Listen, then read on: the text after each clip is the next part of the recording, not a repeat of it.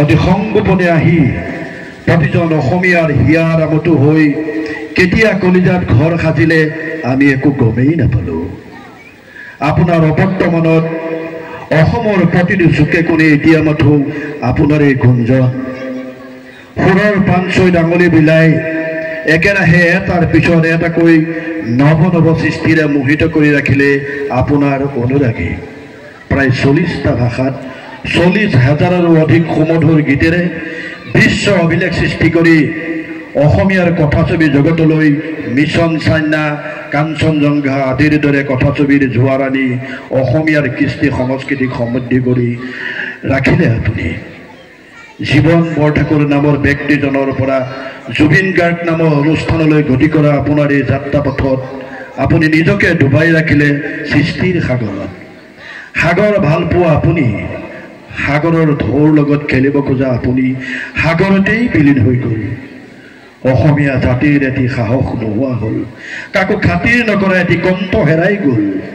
ভাবিছিলোঁ এই মায়াৰ ধাৰাত পোহৰৰ চিয়াহীৰে বাহিৰ ফুৰৰ আচল ধৰি মনৰ নিজানত ভৰ লুইতৰ পাৰত বহি আঁকি যাব নতুন নতুন শিহৰণ। কিন্তু নিয়তিৰ কি পৰিহাস, কলীয়া মেঘে আৱৰিব নোৱাৰা কাঞ্চনজংঘাৰ দৰে উচ্চ ইউক্লিপটাছ গছজোপা আজি আমাৰ মাজৰ পৰা হেৰাই গ'ল। আজিৰ এই ক্ষণত আপোনাক বিদায় বুলি কোৱাৰ সাহস আমাৰ নাই। অসমীয়া জাতি জীয়াই থকালৈকে আমাৰ বুকুৱে বুকুৱে চিৰ প্ৰবাহমান হৈ থাকিব আপোনাৰ শিল্পী সত্তা। শেষত আপোনাৰ গানেৰে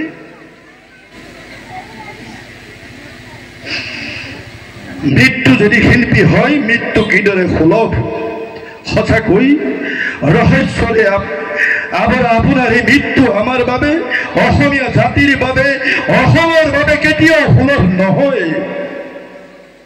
শেষত আজিৰ এই বিষাদ বেলাত জাগিয়াল পেট বহাৰ সমূহ জুবিনদাৰ অনুগামীসকলে আয়োজন কৰা আপোনাৰ শ্ৰদ্ধাঞ্জলি অনুষ্ঠানত আপোনালৈ আগবঢ়ালো হস্য ভৰা একাজলি শ্ৰদ্ধাঞ্জলি।